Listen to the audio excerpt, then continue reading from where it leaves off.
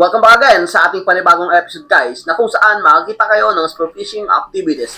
Balik ulit tayo sa karagatan para magpatuloy sa ating mga pangarap. Wow. At bumalik ako dito sa Gakot Island dahil nalaman ko yung mga tropa ko at yung pinsan ko pupunta daw sila dito at nandito na nga sila pagdating ko. Mag-overnight din sila dito para may kasama naman tayo pag nag-overnight. Palagi kasi tayo dito nagsusolo. Mas maganda kaya bumalik ako dito. May makasama akong matutulog dito para hindi naman boring. At pagdating ko dito guys, kumakain na sila. Kaya nakikain na rin ako dito para wala tayong pagluto ng ulam at pagsaing. Mamaya na lang tayo magsaing. Ito yung mga ulam nila, sari-saring isda, ang dami. May sinabuan at inihaw.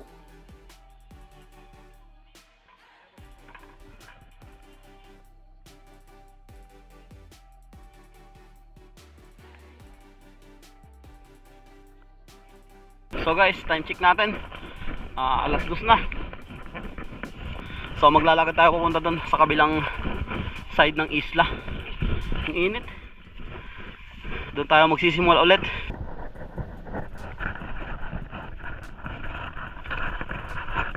Kakahingal. So ito yung lagusan papuntang Encantadia. Ayan. Medyo masikip lang. Madulas dito. Ay. Ganito yung daan dito. Lagusan papuntang ibang mundo. Sa mundo ng mga dragon. Huy. Madulas, may mga bato kasing maliliit. Pag naapakan mo, gugulong ka papunta sa mundo ng masamang espiritu. Oh my God. Ay. Yun, kunti na lang. Ang dami pang dahon. So ingat-ingat lang. Baka mabalian tayo eh. Lakas pa rin ang agos. Namumuti pa rin doon. So dito ta. Try natin ulit doon, baka maganda yung agos doon. Sa mga bago pa lang sa channel ko, mag-subscribe kayo para lagi kayong updated sa mga ganitong video na ilalabas ko. Maraming salamat po. At dito, nakailang sisid na rin ako. Wala pa rin nagpapakita. At habang nagpapahinga ako dito sa surface, eto, tinapitan ako ng 3 salmon. Kaya lang, pagka-pull ko ng trigger, hindi naman tinamaan, nakaiwas.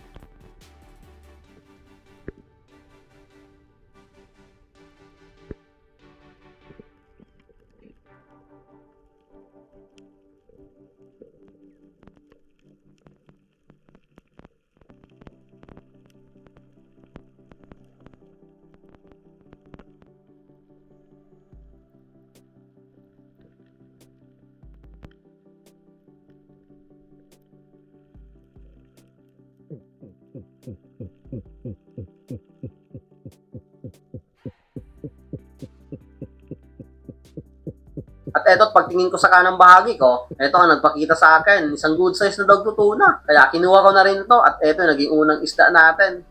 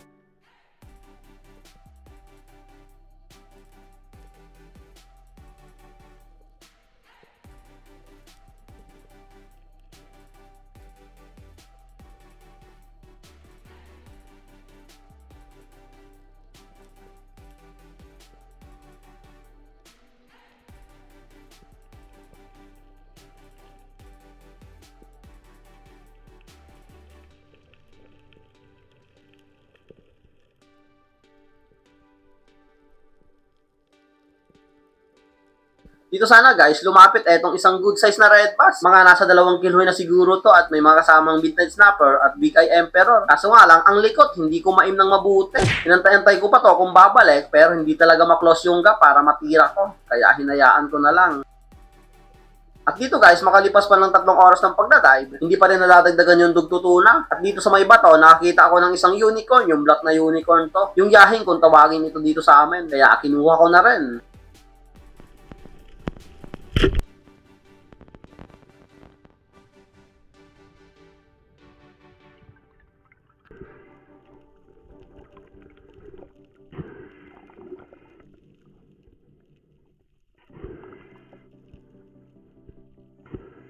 At dahil nga medyo madilim na yung ilalim, dito na ako nagpwesto sa mababaw na area. Buti lang, sa pagbalik ko dito sa ilalim, pagkapwesto ko, eto ang nagpakita sa akin. Isang long-nosed emperor. Wow.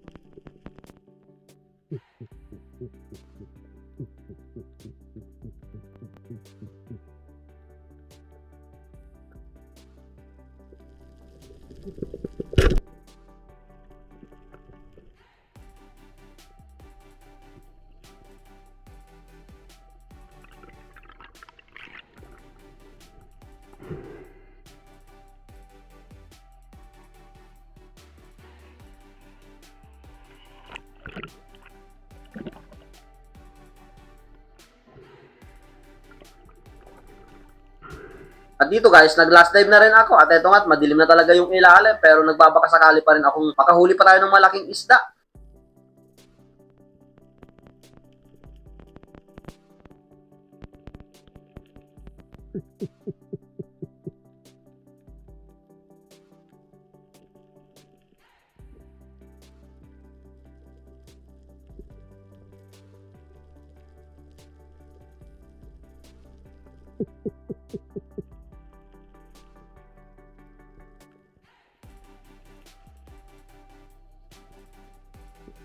At dito guys, pahon na sana ako. Pagtingin ko ulit sa kaliwang bahagi ko, napakalapit na pala sa akin etong mga good size na midnight snapper. Oh Kaya yes. kumuha na ako ng isa, pandagdag na rin sa huli natin to.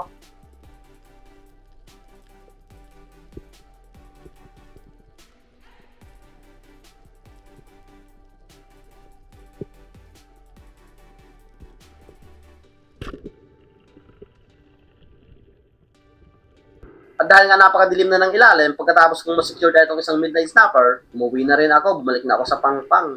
At eto't gabi na nga, pagdating ko dito sa tutulugan, naka-4 na piraso lang tayo.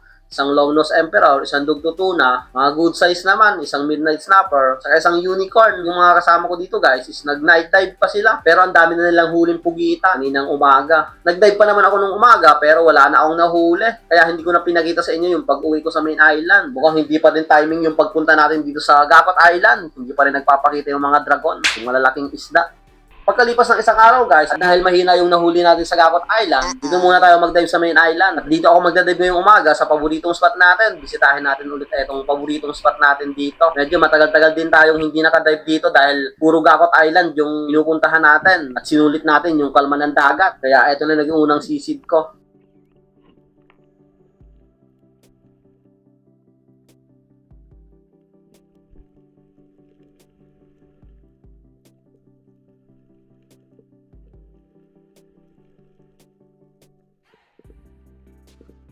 Pagtingin ko dito sa taas, akala ko dito malaking isda na. Malaking isda naman, ngunit napakalaking butete lang. Ang butete is napakahinahon. Pag lumalangoy, parang walang ka ilang-ilang na lumapit sa akin.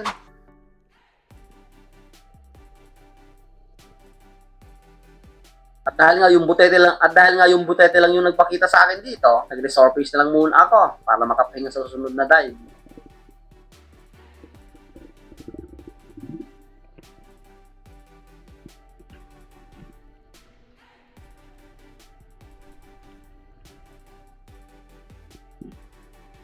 At dito guys, habang palapit ako dito sa may mga bato, may biglang lumapit sa akin na isang slick unicorn. Napakaamo naman, kaya tinutukan ko na to ng pana.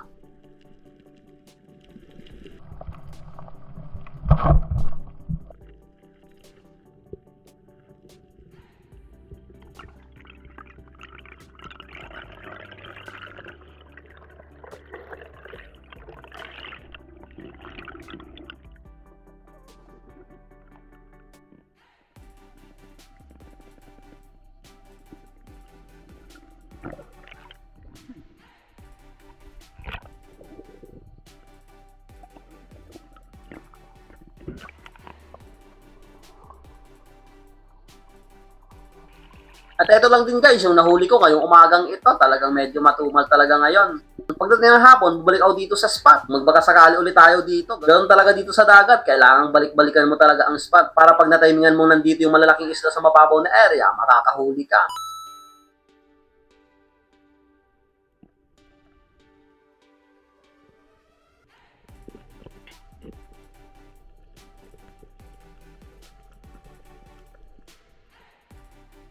At eto at hindi ako nakakatagal dito, may lumapit sa akin isang manta ray. Malapit na sana sa akin etong mga sleek unicorn. At dahil nga dumaan yung malaking manta ray sa taas ko, biglang nabulabog. Kaya ayun, bumaba sila sa malalim na area.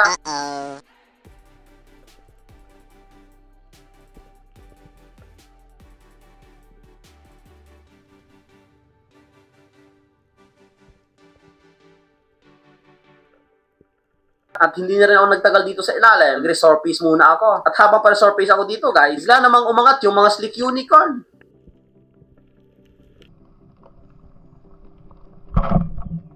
Kaya huminto ako dito ng bahagya at ayun, nakahuli tayo ng isa. Sinundan tayo habang pataas.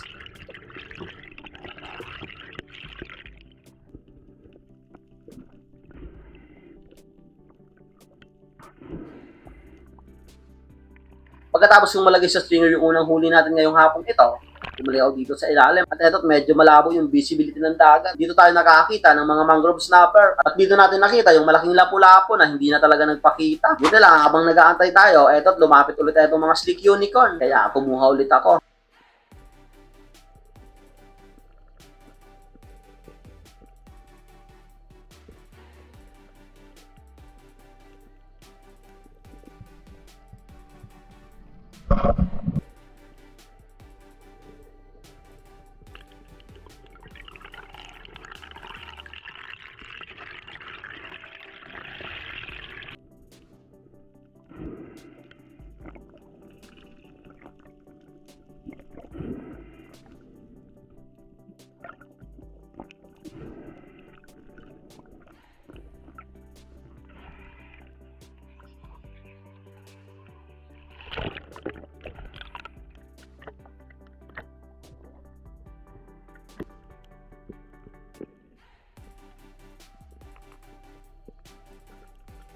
At dito guys, within the range na sana itong mga sleek unicorns, pwede ko nang panain, pero hindi na ako kumuha. Nakadalawang piraso na kasi tayo. Hayaan na lang natin yung mga sleek unicorn na yan. Antay-antay na lang tayo ng ibang isda. May pang-ulam na tayong dalawang sleek unicorn.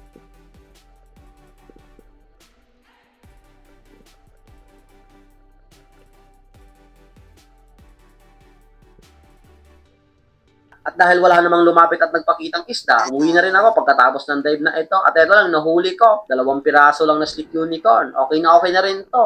Etong dive na to guys, is ibang araw na naman dahil pakunti-kunti yung nahuhuli natin. At etong pwestong ito, etong spot na to, is dito tayo nakakakita ng mga slender unicorn, yung grupo. Pero hindi pa rin tayo nakaka-harvest ng slender unicorn. Medyo matagal na rin.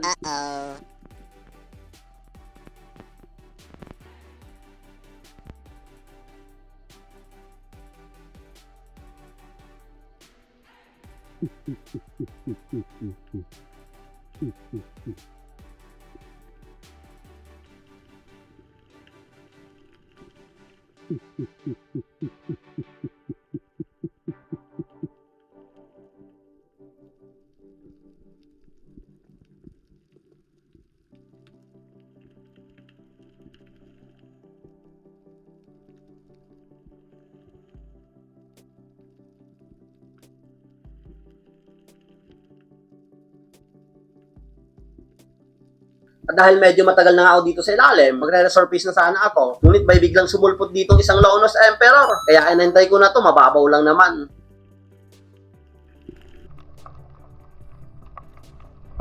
Kaya lang, pagka-pull ko ng trigger, tinamaan naman. Ngunit habang pataas ako, napakadaplis kasi yung tama, ayun, nakawala. Sayang, yun ang isda sana natin ngayong araw na ito.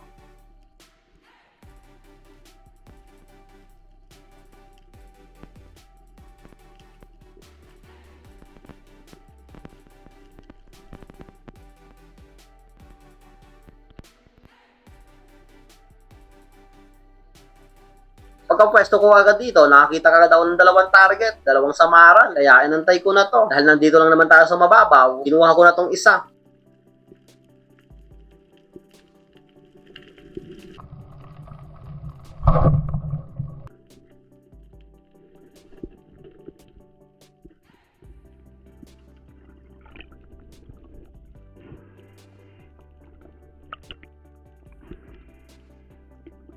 Pagkatapos kong malagay sa stringer yung samaral, guys, dumiretso na ako dito sa malalim na area. Ito yung pwesto ng mga Slender Unicorn. At hindi naman ako nagbigo, nagpakita kagad yung grupo. At magandang sinyalis to na nandito sila.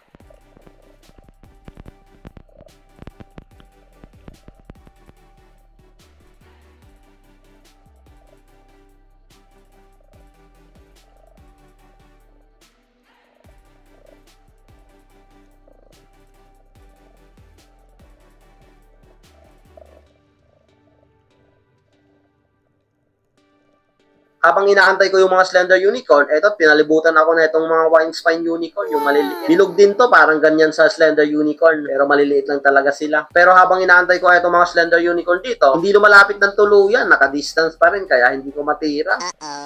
Pagkatapos ko makarecover ng hininga dito, bumalik ako dito sa ilalim.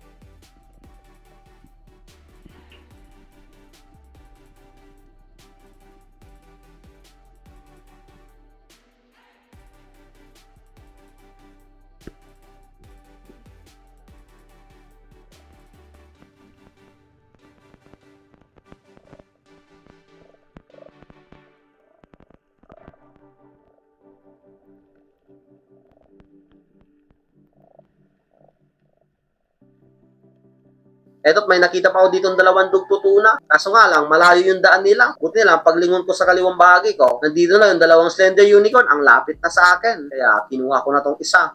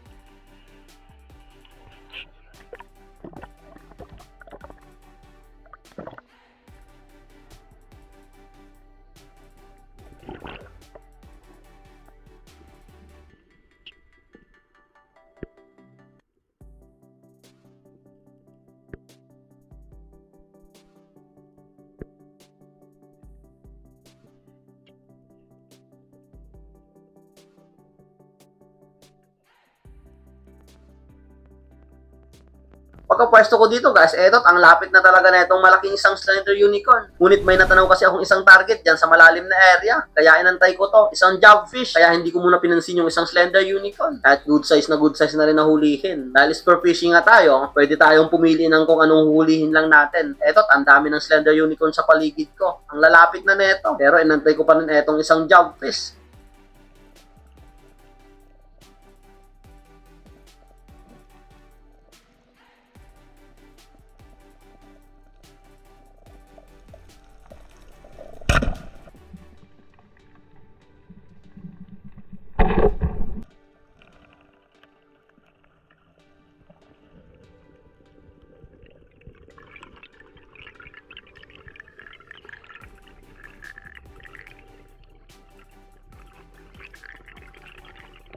At eto, naging pang-tatlong isda natin ngayong araw na ito. Saka isang samaral na tayo, isang Slender Unicorn, at itong jobfish.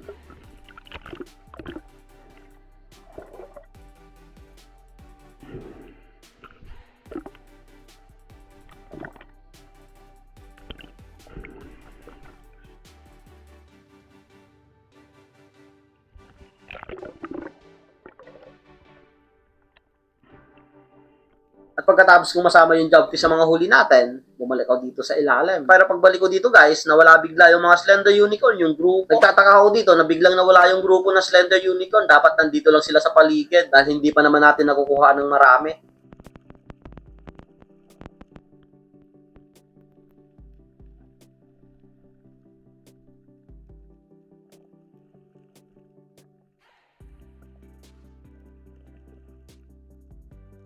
At dito guys, nag-focus na sana ako dito sa mga midnight snapper na to. Ngunit pagtingin ko sa kanang bahagi ko, eto ang nagpakita sa akin. Napakalaking tangige. Kaya lang, late ko na nakita. Palayo na sa akin. Hinabol-habol ko pa to. Pero wala na talaga, hindi pinansin yung kapugian ko dito sa ilalim ng karagatan. Kaya hindi ko na pinili. Sayang, napakalaking tangigi sana yon. Pag napansin ko na kagad siguro yon, mahuhuli natin. Pero lagpas na talaga nung napansin ko. Nag-isang dive pa naman ako dito guys, pero hindi na talaga nagpakita yung mga slender unicorn. At pagkatapos din na itong dive na to, is umuwi na rin ako. Shoutout nga pala kay Milagrosa Diyos, Rina Napupusino, Romel Nabaret, Lumagdang Family, Nene, Felix Jr., J. Fort, Jason Felix Lumagdang Family, Romeo Alcones, Alcones Family, Jaber Family, Federico Jaber Jr., Alfredo Nonoy Sr., Sonny Nonoy, Montajes Family, Elihido Family, Moises Sr., Moises Jr., Alicia, Ariel, Arnel, Arnold, Meshael, Mary Jane, Ami Friend, Maylisa Fernando Jr., Iman Francia, Ani Rosal,